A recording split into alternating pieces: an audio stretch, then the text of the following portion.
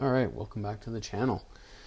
I wanted to go over a feature that I didn't know about, and I don't know if the power of the feature is necessarily widely known.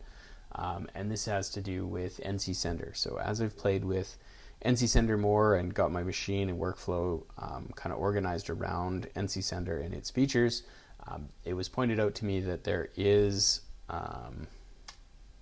a tool or a feature inside of NC Sender that I could use to make my life easier. And basically what that tool is their tool database. So inside of, I'm in MillMage now, but this could be Vectric or Fusion or whatever CAD CAM software you're using, you have your tool database. Now, in my case, I have a tool library, but I also have a Rapid Change ATC. This goes similarly to with any ATC. So if you had a DIY ATC, maybe you have a pneumatic ATC, basically you have a bit of a problem where you might have more end mills than you have rack space. So in my case, I have a 6 magazine Rapid Change ATC. That means at any given time I can only have 6 different bits defined. So when I create a new job, so let's say I wanted to use the 6 mil end mill, and it has a tool number. So this tool number, basically when I define the job, has to be 1 through 6 if I want it to load in the magazine. If I want it to load manually, that's fine. I can have it be a number higher than 6, and this firmware will generate a manual tool change. But what I also have an issue with is any tools that I define need to have a unique number in here. So it's a constant game of what tools am I using and what location on the magazine am I going to use them on. And then I have to rearrange my tool numbers to match that. So what would be nice, and what NC Sender does, is allow me to define all my tools in NC Sender as well, or import them if you have a supported program, and then you can do tool swapping. So basically what happens is I could set this at, let's call it 99. So this tool will now be tool 99. Okay, this is my 6 millimeter tool flute end mill. So if I was to use this tool, it would be tool 99. So what I can do to solve for that is, if I want tool 99 to get called and I want it in slot 5, I'm going to load tool 99 or my 6 mil end mill in slot 5. What I do is I go into settings, go to tool library, and we'll add a tool.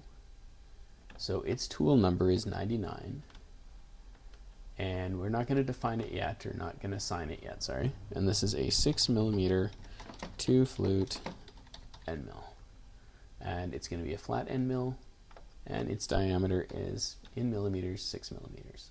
Now, tool length offset, if I had a pneumatic ATC and I had measured that tool in advance, I could input that offset here, and that would prevent it from having to do a TLS each time. So if I knew that that tool was, 6 millimeters sticking out of the collet, I can define that here as the tool length offset. The other thing you can do is, let's say you had a big 1 inch or big 1.5 inch surfacing bit, you could define an X and Y offset to your TLS, and basically what that allows you to do is have a larger bit touch off your tool length sensor in such a way that it gets an A, accurate reading, and B, it's not going to wreck anything. So I know specifically, my surfacing bit has a big void in the middle. So measuring off the middle isn't very accurate. The cutters are on the edges, on the outside. And so I have to measure from the outside. So I could put in a Y offset, because that's where my tool setter is, to back that off a bit and actually measure from the cutter head rather than the center of the bit. So that's where the offset comes in handy. In my case, this is just a normal 6 mil end mill. It can touch off the middle of the plate, so I don't need to define anything there. You can also add any notes that you want about the tool, again, to keep that tool database, as well as the manufacturer and part number. This doesn't affect anything in the program, but it just allows you to input more information about your bit if you want. But the minimum you need is a tool number, a name, and the type, and your diameter. So then I say add tool. Okay, so now I've got my tool 99 6 mil. So now what I want to do is I want to click here and I want to say swap slot 5. So I'm going to pull out what was there and I'm going to put my 6 mil end mill in slot 5 and do that. So now what happens is when I run my G code, it's going to look and it's going to say, oh, you're loading tool 99, but I'm going to call the tool in slot 5. So my program, MillMage, the G code export, will have tool 99 defined in the G code, but NC Sender is going to look at it and say, oh, tool 99, that's mapped to slot 5. Let's go get that from the tool changer. So initially I didn't really, I knew that the tool library in NC Sender existed, but I didn't really understand why I would want to use it.